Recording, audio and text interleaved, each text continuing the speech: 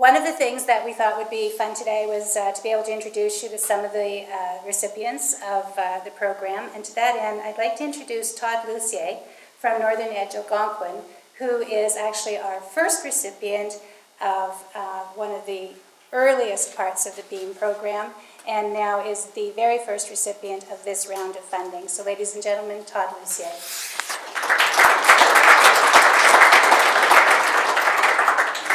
So great.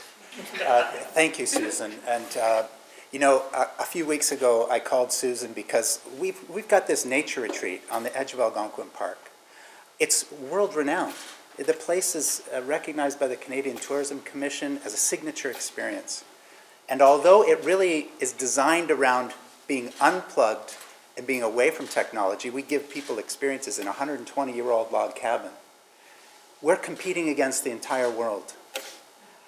Since I look at this screen behind me and it keeps on flashing the start of this Blue Sky Net, you know, 2002, that was before YouTube. That was before anybody heard of Google. That was before eBay. It was a decade before Facebook. Not quite a decade, but almost. So the internet and technology development, it's like a frog jumping from lily pad to lily pad. You can't jump somewhere, sit there, and stay there too long. We've got to move. And although, you know, as a small business started in 1995, we started, I as a multitasker, right, small business, you do everything. I'm in there doing all the technology and building websites. And you build that website in 1995, that's it, we're done. Oh my God, look at our website. And 2 years later, it's all being torn apart and being rebuilt again.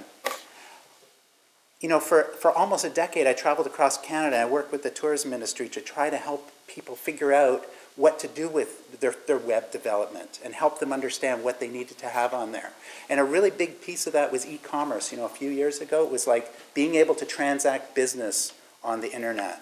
And we were able to work with Blue Sky to get that added to our website. What did that do? Economically, it doesn't matter. Employment-wise, it gave us a 50% increase in employment. We hired 3 new full-time equivalent people to work with us. And I know that this level of investment to transform our web presence to be able to do handheld, has anybody got a handheld internet device? You know, I was speaking with Al McDonald before. Last time we talked was 2002 when Al was handed a BlackBerry and went, what the heck's a BlackBerry? What does this thing do? The world's changed. And I, as a small business operator, can't keep up. Even if I want to, I can't be at the cutting edge. There are other people at the cutting edge.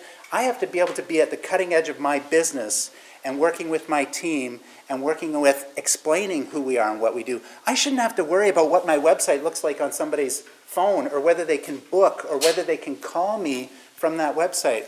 I've got to hand that off and get the help that I need.